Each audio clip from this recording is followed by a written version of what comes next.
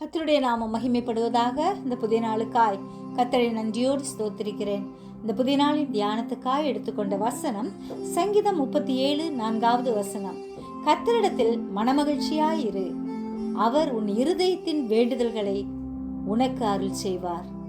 எல்லா சூழ்நிலைகளிலும் தேவ பிரசன்னத்தை உணர்ந்தவர்களாய் வேத தியானத்தின் மூலம் ஜெபத்தின் மூலமும் நம்முடைய வேண்டுதல்களை தேவனுக்கு தெரியப்படுத்தும் போது எல்லா புத்திக்கும் மேலான தேவ சமாதானத்தை நமக்கு தருகிறவர் நம் ஜெபத்திற்கு வார்த்தைக்கு வார்த்தை பதிலளிக்க வல்லவராயிருக்கிறார். நிச்சயம் முடிவுண்டு, உன் நம்பிக்கை வீண் போகாது என்று சொன்ன ஆண்டவரை இறுக பற்றி கொண்டு எப்பொழுதும் மனமகிழ்ச்சியாயிருப்போம்.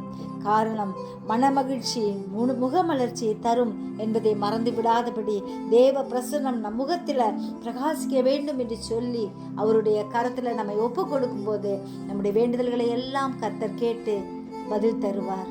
ஜெபிப்போமா. ஜீவிக்கிறதான் நல்ல இயேசுவே, இந்த அருமையான நாளுக்காய் நன்றியோடு ஸ்தோத்திரிக்கிறோம் ஐயா. அப்பா, எப்பொழுதும் கர்த்தருக்குள் மனமகிழ்ச்சியா இருக்க எங்களுக்கு கிருபை தாரும். உண்மையே நோக்கி பார்க்க கிருபை தாரும் ஐயா. மகிழ்ந்து களிகூற எங்களுக்கு பலன் தாங்க.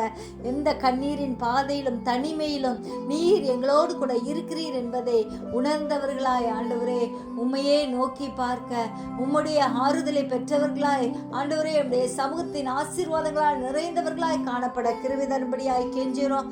சிறியோர் முதல் பெரியோர் வரை ஒவ்வொருவரையும் ஆசீர்வதிங்க. தூரத்திலும் சமீபத்திலும் இருக்கும் உம்முடைய பிள்ளைகளை பாதுகாத்துக்கங்க. உலக நாடுகளின் சமாதானத்துக்காய் ஜெபிக்கிற ஐயா, சமாதானத்தை தாங்கப்பா. எல்லாரும் உம்மில் மகிழ்ச்சியாய் இருக்க கிருபை தரும்படியாய் கெஞ்சுகிறோம் ஆண்டவரே. எங்கள் இருதயத்தின் வேண்டுதலை எல்லாம் நிறைவேற்ற போகிறபடியால் நன்றி செலுத்துகிறோம். ஆசீர்வதியும் வழி நடத்தும் பலப்படுத்தும். இயேசுவின் மூலம் ஜெபங்கேளும் பிதாவே, ஆமென்.